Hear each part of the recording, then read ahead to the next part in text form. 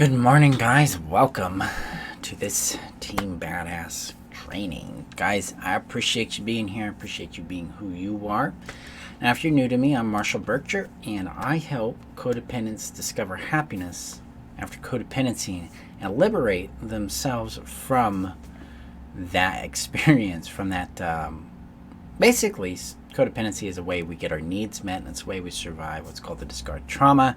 And the discard trauma is exactly what it sounds like. It's the fear of being thrown away, abandoned, and disabused of someone disabuses you of them. That means they throw you away, they discard you, they get rid of the relationship.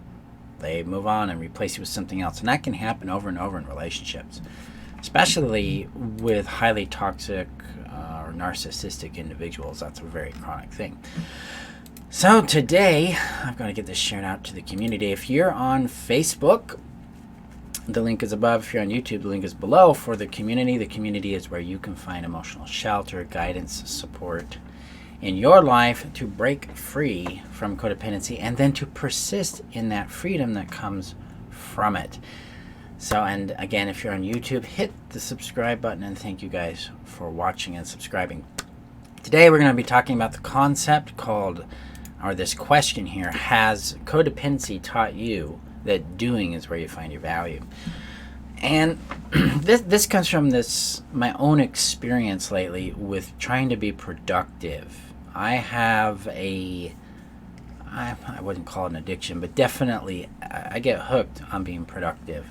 I feel like I've got real value. There's a high to it, things like that. And there in that is also a stress, an anxiety, an undercurrent of tension that comes with this. And I've been exploring this. I've been diving into it and trying to understand what's going on there. And a lot of it, hey Connie, how are you? It's nice to see you. A lot of this has to do with value. So if you've been following me for a while, you know that I teach 3 different types of value. First value is called transactional value. This is where we earn our love, or we earn our value through the approval or rejection of other individuals. The second is called core values. These are principles we use to guide our decisions and form boundaries and to direct our energy and focus. And the third one is called innate value, which is about an intrinsic joy of being you. Despite what's going on, you can find yourself feeling joy about who you are. And that's intrinsic value. Sometimes it expresses in other ways, but for most people it seems like a very bubbly experience. It is for me, and it's been that for my clients and students, so that's why I point towards joy. And in this exploration of doing, lots and lots of doing, keeping things going, trying to make things happen, I found how much of my value has been hooked on that transactional value, this earning love, earning value, earning worth through doing, right? How busy am I? Oh, I'm so busy. Isn't it wonderful? I'm such an important, valuable person because I'm so busy. It's just absurd. And so, really, think about it. How busy do you make yourself? How easy is it to be busy rather than to feel? Rather than to just be present? To connect back with self and just breathe in the moment. See, codependency, it teaches us to avoid the present. It teaches us to avoid ourselves so that we don't have to deal with the anxiety. We don't have to deal with the pain. We don't have to deal with the chaos and the friction that's going on in the relationship we're experiencing. Instead, we can go into blissful land, be absorbed in our doings, and ignore what's really happening for us. And I get it. I did that. I'm still doing that. I'm finding out how much I still do that. And we did that to survive. We did that to cope because it's all we knew how to do. Doing was a place of power. It was a place of capability for us.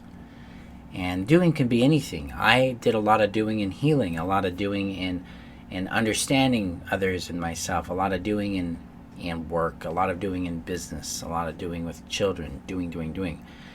And this became a huge factor for me in my sense of value. So as I retrieved my sense of value from it and started to return to the beingness of me, then the real challenge is expanded for me. Is like, what is the difference between doing and action, right? Because I think a lot of times we confuse the two as the same thing, when in reality, action is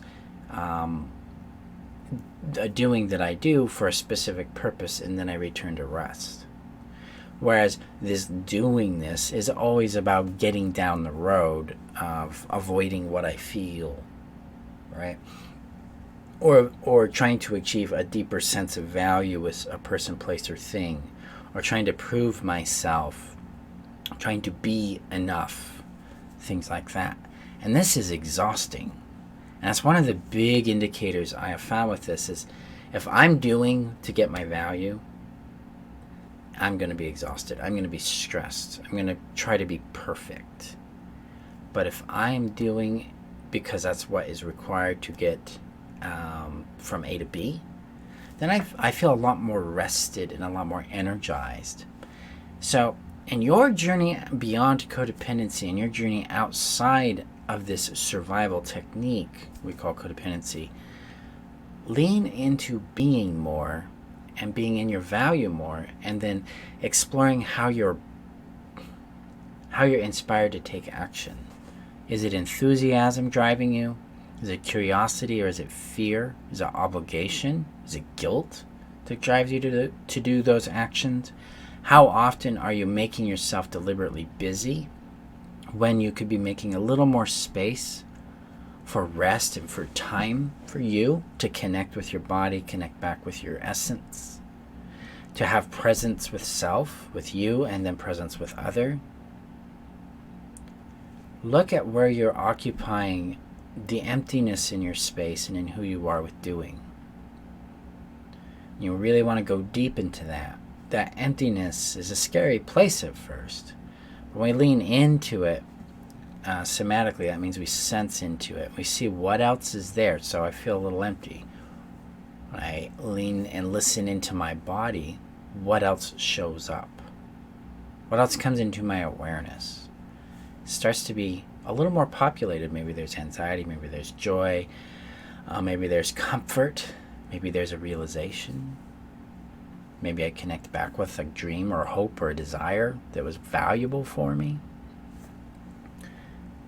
Yeah, because a lot of my doing was the avoidance of emptiness and the avoidance of anxiety about being present.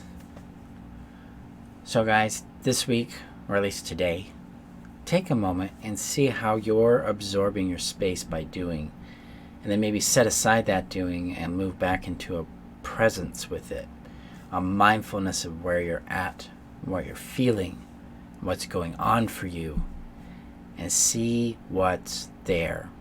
See, maybe you might be avoiding a need. You might be avoiding a pain or a desire. And these things, this desire, this need, this pain might push you outside your comfort zone. So you avoid it because it doesn't feel safe to go there yet. Well, lean into that and see what you need to make it feel safe. Or allow that beingness, rather than the doingness, to become more comfortable and normalized for you. Allow yourself to adapt to it and integrate with it by giving it permission to be there, and by giving yourself permission to be that, to integrate with it. It's like, oh, I have the right to be this. I accept this. I receive this. And I ask myself, who am I with this new integration? Normalize it to yourself. And in that function, you'll discover more and more about how your beingness is actually more of an empowering position to take action from, that will actually create results that matter to you, and that it is fundamentally okay not to be a busy person. So that was what was on my mind today, and that's what I've been exploring in my own life beyond codependency, is more beingness, more space, more rest, a lot less doing this, and then bringing my value back to me so I'm more anchored in who I am. So there you go, guys. This is more of an advanced concept for us. because a lot of times we don't have a lot of capacity yet to do these kind of big changes, and that's okay. Wherever you're at in your journey, it's okay. Give yourself maybe 3 minutes a day to just be, and then expand that to 5 minutes, 10 minutes. And eventually you'll find yourself being more than you realize. So it works really well that way. Okay, guys, I appreciate you. Now, if you're looking for assistance to break out of your codependency, you want to jump into knowing who you are, loving who you are, and living who you are. You want to heal that emptiness. You want to get your sense of value back. You want to be free of the fear of approval or of rejection and the craving of approval.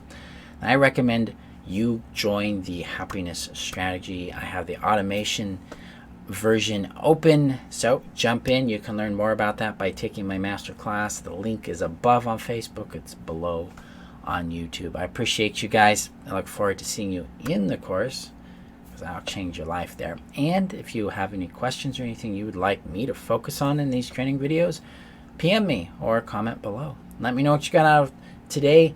Thank you, and remember that you're worth knowing, loving, and keeping, and I will see you guys in our next training. Bye-bye.